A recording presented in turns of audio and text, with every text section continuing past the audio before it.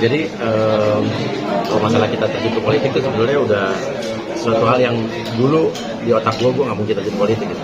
Walaupun gue kuliahnya sarjana ilmu politik dari UI, karena asli dari dulu bilang gue nggak mau lo di politik kan. Tapi tahun ini, ya tahun kemarin sih, dia bilang lo terjun aja deh. Kenapa tumben gitu? Karena dia ngeliat pembicaraan gue di podcast tuh setahun terakhir udah arahnya ke yang serius-serius dan yang penuh resiko dia gitu. Sampai kita dapat banyak ancaman-ancaman dan juga laporan-laporan kan.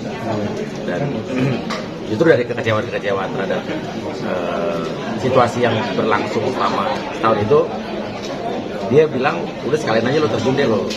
Ya udah kecebur gitu kan, kecebur dan niatnya ya memperbaiki hal-hal yang ngaco-ngaco deh di negara ini gitu. Ya bisa dibilang setahun kemarin kita kena korbannya gitu kan. Ya banyak saat kita bicarakan satu kasus tertentu, diintimidasi, ditelepon-telepon sama beberapa orang-orang penting yang buat top, buat dia nggak ngancam, cuman ya itu kan setengah mengancam lah kan ya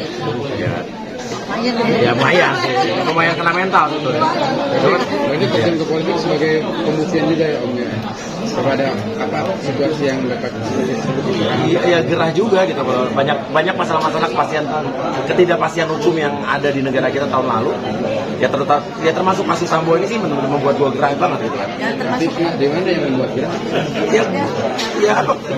Ketidakpastian hukum, kesewenang-wenangan oknum-oknum aparat gitu kan, pejabat yang membuat nanti kan kalau gue mungkin udah umur segini udah tinggal enjoy aja nikmatin hidup, cuman kasihan anak-anak cucu kita nanti kan kalau mereka jadi korbannya atas apa ya, atas tidak pendidikan kita.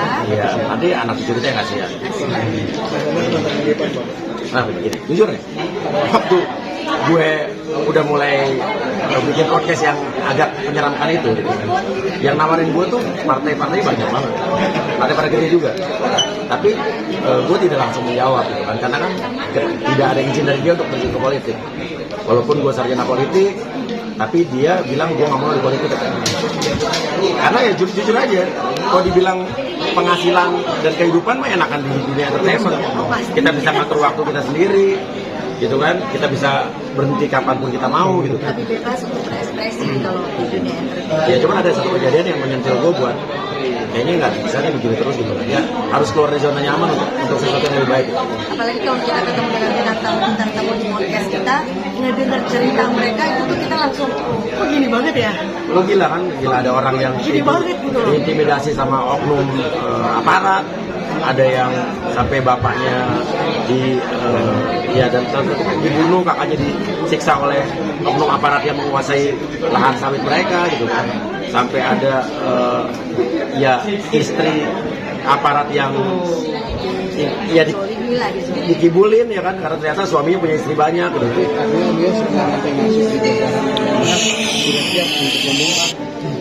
Ya sekarang aja gue belum di politik aja udah diintimidasi gitu ya. Siapa lagi? Mas, ya harus setiin Mas.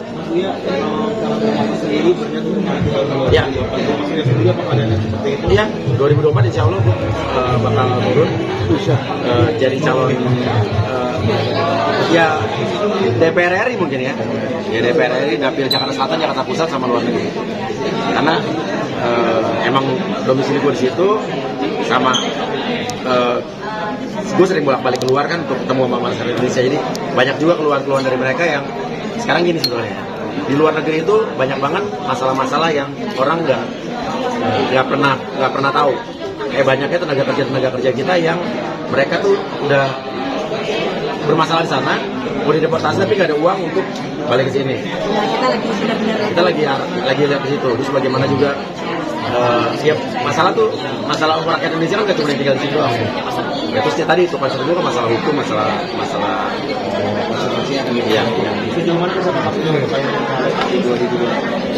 ya akhirnya gue harus mengorbankan banyak kesenangan atau hal-hal yang udah nyaman.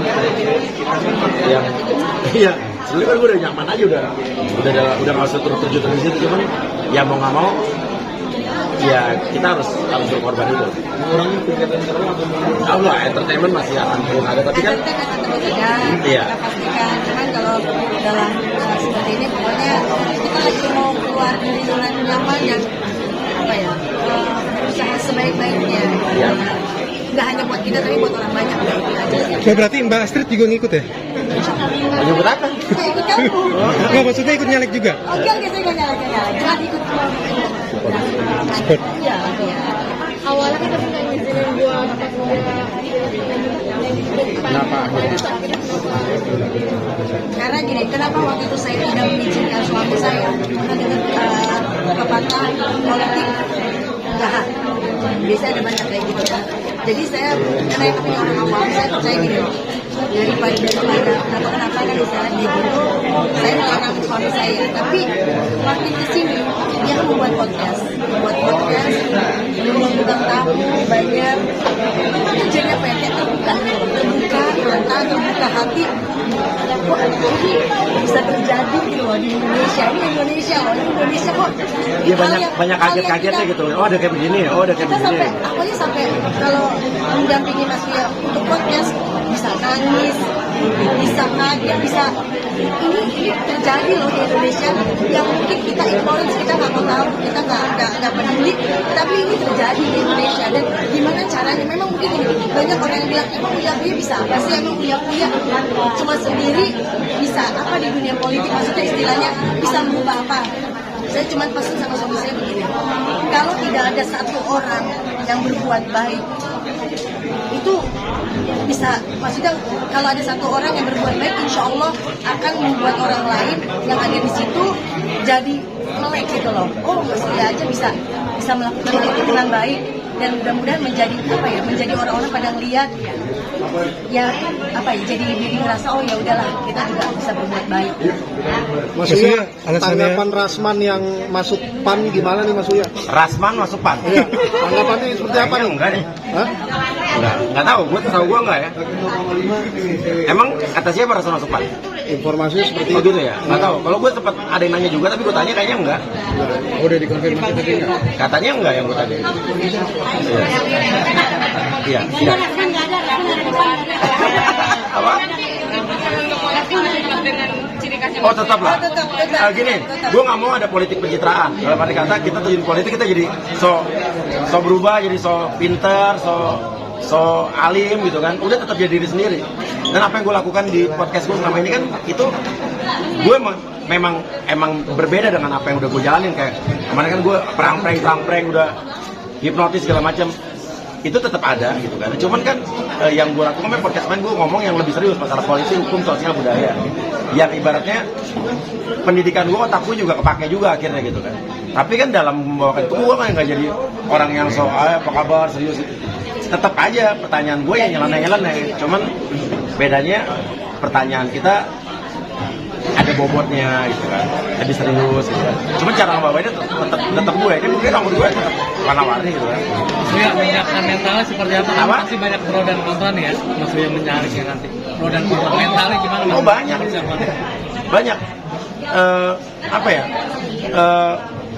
Mental itu mungkin udah diuji di kemarin, setahun kemarin ya gue dilapor-laporin Banyak polisi, terus juga banyak surat somasi, diintimidasi, ditelepon orang-orang penting. Yang telepon gue bukan orang-orang penting biasa, orang yang super penting, yang mencoba mempengaruhi gue untuk tidak mengangkat kasus ini, untuk men-take down konten ini. Tapi kan gue buktikan gue tidak lakukan, tidak gentar. Berarti begitu juga dengan podcast Bodor ya? Apa? Maksudnya kan dekat dengan Ya. podcast yang Bodor pasti banyak mendapat intimidasi dong. Oh iya, sangat. Podcast gue tuh kemarin ditanya mendapatkan intimidasi, sangat mendapatkan intimidasi. Dan orang-orang yang telepon gue juga orang-orang di luar dugaan gitu. Kok bisa orang-orang begini telepon gue? Tapi banyak juga orang-orang penting yang support gue, yang tiba-tiba nggak kenal gue tapi telepon gue gitu kan. Pak Mahfud MD juga dia mensupport gue, dia memberikan apresiasi juga gue. Dahlan Iskan tiba-tiba menulis tulisan sendiri tentang Uya yang gue terharu juga. Ya intinya apa yang gue lakukan gak sia-sia gitu. Dan banyak juga selain intimidasi tapi support dari orang-orang penting itu juga banyak gitu. Maksudnya kita kan kuliah di luar negeri nih, misalkan kita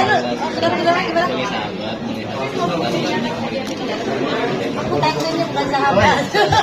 Ya, bawa. Kita sedang kuliah di luar negeri. Iya. Misalkan someday dia ingin terjun ke politik gimana, Mbak? Sama Cinta, aku kan udah sempat gue tanya, Cin, mau kayak papa nggak terjun politik? Gak, aku mau di Seni dunia lah, dia seni. film gitu. Karena dia kan kuliahnya film di Amerika. Dan mungkin Papa, mama. Nino ya, Nino. Dia pengen terjun berkarir di Hollywood dulu. Insya Allah, amin. Di dunia film tapi di Hollywood. Habis menjemput Cinta ya, Mas? Iya, iya. Keadaan Cinta gimana? Keadaan Cinta alhamdulillah baik. Sehat-sehat. Sehat-sehat. Kemarin sempat ada kecelakaan. Makanya kemarin gue datang ke sana. Tapi dia Mobilnya baik-baik aja. ditabrak. Tapi dia harus ke dokter ya. Tapi dia mesti harus ke dokter seminggu 3 kali, udah 2 bulan. Yes. Terus urusan asuransi udah kelar semua, mobilnya loss diganti, jadi mobilnya udah nggak bisa dibetulin. Terus Hancur belakang mobilnya. lagi proses ini aja, ngesu orang yang nabrak. Ditabrak apa mas? Nggak boleh tahu mas. Hah? Ditabrak mobil. Mobil ditabrak mobil gede. Tapi kondisinya seperti apa mas? Kondisinya mobilnya udah nggak bisa dibetulin sampai akhirnya Total loss ya. total loss diganti uang. Mobilnya diganti uang karena udah rusak, nggak bisa dibetulin lagi. Nah, itu maksudnya ketabrak atau gimana? Ditabrak. Kondisi kalau Cinta sendiri sebenarnya cedera ya. Sempet shock nggak sih? 2 hari dia nggak bisa. Dia pusing-pusing. Makanya itu akhirnya dia kan ke dokter dan sekarang masih terapinya tuh seminggu 3 kali datang ke dokter. Dia udah bulan kedua. Terus Maret tengah ini MRI lagi. Ya, dia harus MRI. Ini kan jauh dari keluarga nih, tapi bukan nyetir dan akhirnya. Udah mulai nyetir lagi. Nah itu gimana saudara orang itu sendiri maksudnya masih Gini, waktu habis tabrakan tuh dia sebulan nggak berani nyetir. Ya. Dia kemana-mana naik Uber. Makanya kita datang ya. Iya, karena mobilnya juga udah nggak ada waktu itu kan ditabrakan. Tapi udah mulai sebulan kemarin dia udah mulai nyetir, tapi gue temenin dulu, tapi sekarang udah biasa nyetir lagi, udah berani lagi. Nah, kita mungkin gini, kita tipikal orang tua, kalau misalkan ada orang tua kalau udah kejadian kayak itu anak malah nggak boleh. Tapi kita malah mengencourage Cinta, ya pasti ya itu kan terjadi, tapi ya udah. Berarti bagaimana caranya supaya ini tidak terjadi lagi, yaitu dengan driving lebih safely, lebih walaupun dia ditabrak kita harus lebih hati-hati lagi untuk melihat sekitarnya, Iya. jangan cuma sama kita doang, tapi di sekitarnya lebih hati-hati. Karena mobil di sana kan kencang-kencang ya. Kenceng banget. Jadi Kencang-kencang dan emang ya kalau pas ditabrak ya yang nabrak pasti kencang gitu kan. Itu di tol apa jalan biasa mas? Di jalan bukan jalan tol ya, bukan jalan biasa juga, jalan raya tapi bukan bukan jalan tol. Ada rasa trauma nggak dari Cinta sendiri? Takut oh dia trauma. Ya trauma, awalnya lah trauma. Karena kan dia nggak berani nyetir dulu gitu. Terus aku bilang gimana kalau di LA nggak bisa nyetir ya susah gitu. Kemana-mana nggak bisa kan, sekolah segala macam harus nyetir. Iya. Berarti kaki yang terkena benturan atau gimana? Oh, belakang. Belakang ya kan masuk kan, tapi nggak tahu masuk apanya kan, nggak tahu kita dokter yang Ditabrak dari belakang kayak gitu, dari Belakang samping, jadi ya. dia kebanting setirnya terus ininya gitu loh. Ini berarti Sampai sekarang untuk mengontrol secara jarak jauh ke Cinta sendiri gimana kondisinya? Ya baik-baik. 3 kali ke rumah sakit segala macam. Yang kontrolnya ya kita telepon. Kalau selama di sini kita telepon dia gimana perkembangannya segala macam. Udah karena sama dokter belum atau bagaimana gimana ya kita udah itu sih. berapa? Sampai Ramadan. Mbak berarti Ramadan ini Ramadan. Kan dulu katanya kan Natal, kenapa Natal? oh nggak tahu, belum tahu. Siapa? Nggak cuman mungkin ngunjungin Loh, aja, dia kan bapaknya Azam. Iya, dia bapaknya Azam. Kita belum dikabarin. Fasilitas Cinta lagi selain naik kendaraan lagi Apa? Cinta. Siapa? Fasilitasnya sendiri di kuliah di luar negeri. Kuliah di mobil ada nggak? Ada ya. Gini, kemarin Cinta akhirnya kan mobil yang itu kan belum tahu kan bisa dibetulin, akhirnya baru diganti uang. Jadi kemarin terpaksa Cinta pakai mobil tua gue, kan gue punya ada mobil klasik, mobil tua, mobil tahun jadul, akhirnya dia pakai itu. Dan mobil tua kan nggak bisa ngebut kan. Cuman kemarin 2 hari yang lalu nih, dia baru beli mobil lagi, mobil bekas, beli sendiri, pakai duit sendiri dan dia beli sendiri dan mobil second. Dia bilang, Cinta, aku tadi mau bilang ini udah Cin, kita beli mobil lagi dari uang yang diganti itu kan, tapi nggak usah Pak, beli mobil bekas aja gitu. Karena gini, banyak orang tua yang bilang begini, kasih anak tuh jangan mobil yang bagus-bagus dulu, tapi mobil yang ya jelek-jelek dulu aja. Justru gua alhamdulillah kemarin kasih Cinta mobil yang bagus, tapi bukan mahal ya, tapi mobil Eropa, ditabrak sekeras itu dia masih aman. gitu kan. Jadi cara berpikir gue salah kalau kasih anak mobil yang murah aja dulu. Nah kalau ditabrak, kalau mainnya kasih murah beda cerita tuh. Nah kemarin akhirnya Cinta kemarin beli lagi mobil second, tapi tetap mobil yang secara bodinya kuat, tapi di mobil bekas. Terus udah dia udah beli 2 hari yang lalu sendiri, bener-bener ngurus sendiri. Kalau dulu kan masih ada gue nemenin kan, ini bener-bener dia ngurusin, lapor Pak udah mobilnya udah sampai. Dia benar-benar mandiri sekarang. Tapi tahun ini tanpa Cinta lah, bulan Ramadan seperti apa? Nggak tahu nih Cinta Baru sekali loh. summer ini nggak pulang, nggak mau pulang ke Jakarta juga. Berarti Dia puasa Cinta nggak balik. mau kerja katanya. Jadi dapat alhamdulillah sama dengan kerjaan. Kenapa? Bakal nyamperin nggak sih ke sana? Enggak. Enggak. Kita puasa di sini karena tahun lalu saya udah puasa sama Astrid di sana berdua.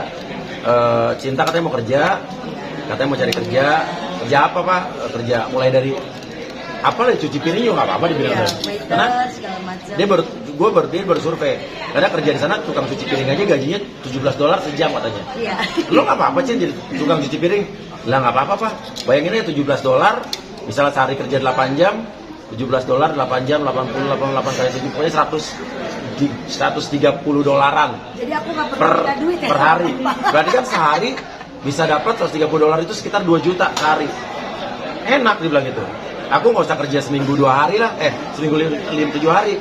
Seminggu 2 hari aja berarti seminggu bisa dapat 4 juta kali 4 16 juta. Lumayan Pak, udah bisa macam-macam. Oh ya udah kalau kamu mau gitu. Kamu nggak apa-apa kerja jadi tukang cuci piring. Papa punya teman banyak kerja yang punya restoran di sana. Udah Pak nggak mau karena dia bilang dia mau coba dari bawah katanya. Artinya memang lebaran tahun ini Cinta nggak mau pulang gitu. Nggak mau pulang. Karena memang dia udah rencana, dia udah ngomong mah. Kan kita udah janji sebenarnya setiap summer dia harus pulang kan untuk ketemu sama nenek sama kakeknya. Tahun ini dia nggak pulang? Dia bilang nggak mau karena dia harus mau coba kerja. Nah, aku tanya itu tadi kerjanya apa? Apa gue tanya cuci piring katanya. udah mau kerja apa jangan udah punya cowok, itu gue yang penasaran. Tapi kan bisa dikatakan momen lebaran itu Iya. jauh-jauh dari anak. Enggak. Karena kalau lebaran, pas lebaran tuh dia lagi kuliah, nggak Ya, bukan. nggak bisa. Kan di Amerika nggak ada libur lebaran ya. Iya. Jadi dia nggak bisa pulang emang lebaran. Nggak bisa lebaran. Maksudnya di bulan puasa ada makanan favorit nggak sih yang dimasakin ke Astrid? Mana bisa masak aku. Puasa ini adalah tahun pertama gue selama seumur hidup gue nerima acara TV. Karena gue udah 2,5 tahun berhenti TV nih kan, udah berhenti stop pandemi mulai pas gue main sakit kena COVID parah itu kan gue bener-bener stop. Gue udah 2,5 tahun kayak enakan libur nih, dan gue mulai mau masuk TV lagi. Jadi dan terima di bulan puasa pas acara sahur lah. Jadi ya nanti sahurnya bakal di luar juga gitu. Dan makanan favorit gue puasa dia nggak masak juga, paling beli kolak ya, beli Beli bukan masak. Cuman yang gue pikirin sih Cinta nanti dia kan puasa sendiri, dia di rumah sendiri, dia masak sendiri. Mamanya Astrid bakal nyusul dia di minggu ketiga puasa udah mau lebaran sih temannya. Gitu. Ya. Thank you.